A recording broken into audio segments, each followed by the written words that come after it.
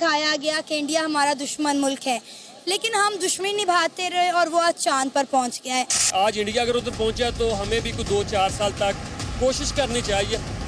Bureau report, जी media. अलग अलग टीमें लगातार इस पर नजर रखे हुए हैं।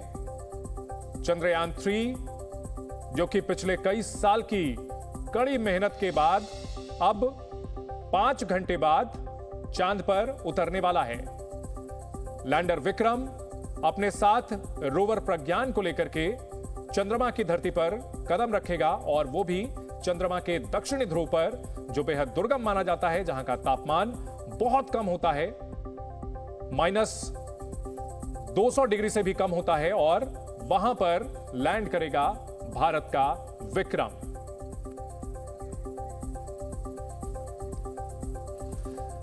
और ये लैंडिंग कैसे होगी, यह हम आपको ग्राफिक्स के जरिए दिखाने की कोशिश करते हैं। चंद्रयान 3 को अपनी रफ्तार तेजी से घटानी होगी। इसको रफ ब्रेकिंग फेज कहते हैं। 690 सेकंड में पूरा होगा rough breaking phase.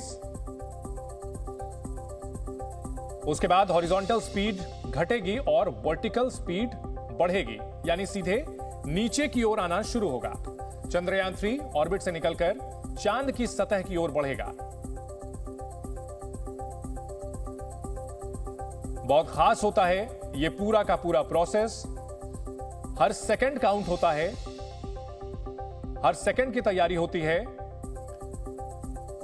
Horizontal speed 1.68 kilometre प्रति सेकंड होगी, वर्टिकल स्पीड 0 होगी। इस फेज में चांद से दूरी 25 किलोमीटर होगी। फेज पूरा होने पर हॉरिजॉन्टल स्पीड 358 मीटर प्रति सेकंड होगी और वर्टिकल स्पीड 61 मीटर प्रति सेकंड होगी।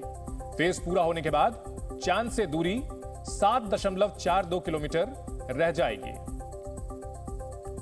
इसके बाद 10 सेकंड में पोजीशन बदलेगा चंद्रयान 3, हॉरिजॉन्टल से वर्टिकल पोजीशन में आने लगेगा।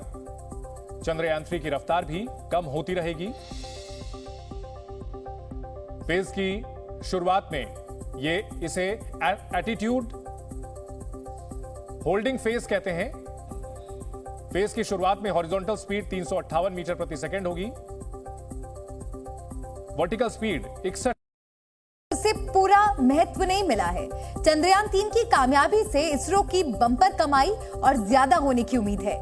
दुनिया भर के कई देश हैं जो सैटेलाइट लॉन्च करने के लिए इसरो के रॉकेट्स की मदद लेते हैं। इसमें अमेरिका जैसे देश भी हैं जिनके पास खुद अपने रॉकेट्स हैं, पर वो इसरो की मदद से कम खर्च में अपने सैटेलाइट्स लॉन्च करते हैं। आइए कुछ और जानकारी आपको देते हैं। 1999 से 2023 तक पिछले 24 सालों में इसरो ने 34 देशों के 381 सैटेलाइट्स को लॉन्च किया है और इससे भारत को 2300 करोड़ रुपए से ज्यादा की कमाई हुई। हालांकि ये मार्केट लगातार बढ़ भी रही है।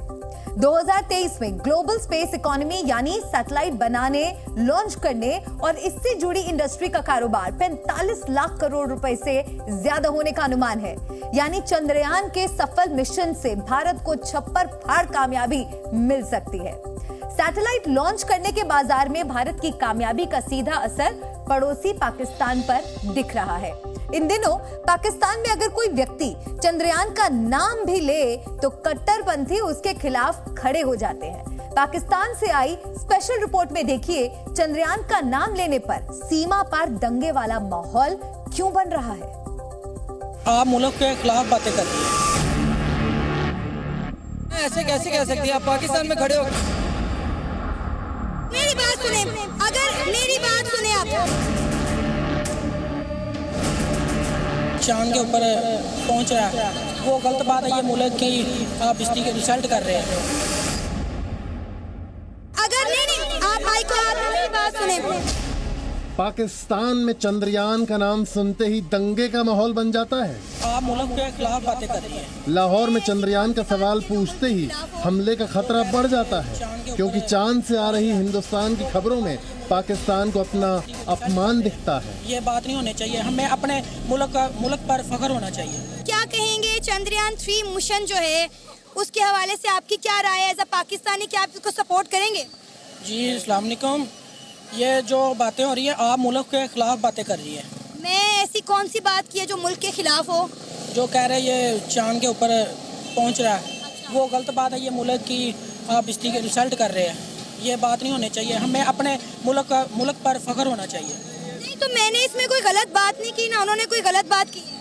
लेकिन आप इंडिया की सपोर्ट कर रही है ना, इस तरह आप ये तो नहीं कह रही कि पाकिस्तान ने ये किया है, लॉन्च किया है। आप ये तो नहीं कहना चाह रही ना कि हमारा पाकिस्तान ऐसे, आप ये बोल रही हैं कि इंडिया जो है वो बेस्ट है और पाकिस्तान है वो बेस्ट नहीं है। जो बेस्ट है भाई उसको बेस्ट ही कहेंगे ना। ऐसे कैसे कह सकती हैं आप? पाकिस्तान में खड़े होकर इंडिया की बात बेस्ट कह रही हैं, ऐसे तो नहीं ना होता। आप पढ़े लिखे जैसी पाकिस्तान की सरकार है वैसे ही वहाँ के कट्टरपंथी हैं। पाकिस्तान में एक यूट्यूबर सना अमजद ने चंद्रयान पर पाकिस्तानियों से सवाल पूछे। कुछ पढ़े लिखे लोगों ने चंद्रयान की तारीफ की और भारत की तारीफ देख सुनकर वहाँ मौजूद कट्टरपंथी भड़क गए। पहले पाकिस्तानी यूट्यूबर से बदतमीजी हुई और फिर उसका माइक छीनने की कोशिश की गई। अगर नहीं आप माइक को हाथ में, मेरी बात सुने अगर मेरी बात सुने आप अगर नहीं आप माइक को हाथ में, मेरी बात सुने। ये गुस्सा, ये झुंझलाहट देखकर ऐसा लगा मानो हालात आउट ऑफ कंट्रोल हो जाएंगे और भीड़ इस यूट्यूबर पर अटैक कर देगी। भारत की कामयाबी की खबर से पाकिस्तान में ऐसा रिएक्शन खतरनाक है।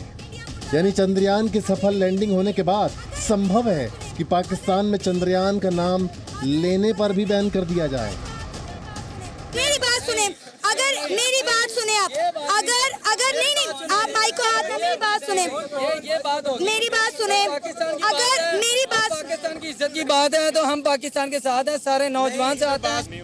पाकिस्तान के गली मोहल्लों, चौक चौराहों पर भारत के चंद्रयान की चर्चा हो रही है। कुछ पाकिस्तानियों के लिए ये बर्दाश्त के बाहर है और इसकी वजह है पाकिस्तान की सरकार जिसने 76 सालों से एंटी इंडिया नैरेटिव चलाया है, जिसके नतीजे कैमरे पर रिकॉर्ड हो रहे हैं। 70 सालों में हमें यही सिखाया गया कि इंडिया हमारा दुश्मन मुल्क है, लेकिन हम दुश्मनी निभाते रहे और वो आज चांद पर पहुंच गया है। और यकीन करें उन्हें देखकर जितनी खुशी होती है, पाकिस्तान का हाल देखकर उतना ही अफसोस होता है। दिन ब दिन हमारे मुल्क के हालात इतने ख़राब होते जा रहे हैं कि हम साइंस और टेक्नोलॉजी तो दूर की बात, यहाँ पर लोगों को 2 वक्त की रोटी भी नहीं दे पा रहे। पाकिस्तानियों ने खुद ना तो चंद्रमा पर कभी कोई मिशन भेजा है और ना ही कोई बड़ा सैटेलाइट लॉन्च किया है। पाकिस्तानियों के लिए भारत सबसे बड़ा दुश्मन है, इसीलिए वहाँ की पब्लिक भारत के चंद्रयान पर अपना गुस्सा उतार रही है। हालांकि 22 करोड़ पाकिस्तानियों में कुछ ऐसे भी हैं जो अंतरिक्ष में भारत के मिशन की तारीफ कर रहे हैं, पर ऐसे लोगों की तादाद बहुत कम है। अब भी हम तनकीद करेंगे या कुछ सीखेंगे भी उनसे। ये देखें ना, ये जो नेगेटिव तनकीद है, मेरे ख्याल से हमें इन चीज़ों में नहीं पड़ना चाहिए। हमें उस बंदे को अप्रिशिएट करना चाहिए, उसकी काविश को। मेरी दुआ है कि हम भी जाएं और हम उनसे सीखें।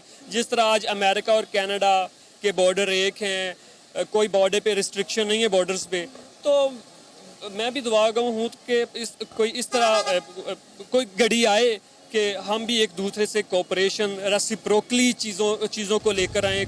एक तरफ भारत का तीसरा चंद्रयान अपनी कामयाबी के झंडे गाड़ रहा है और पाकिस्तानियों को इसमें अपना सीधा अपमान दिख रहा है।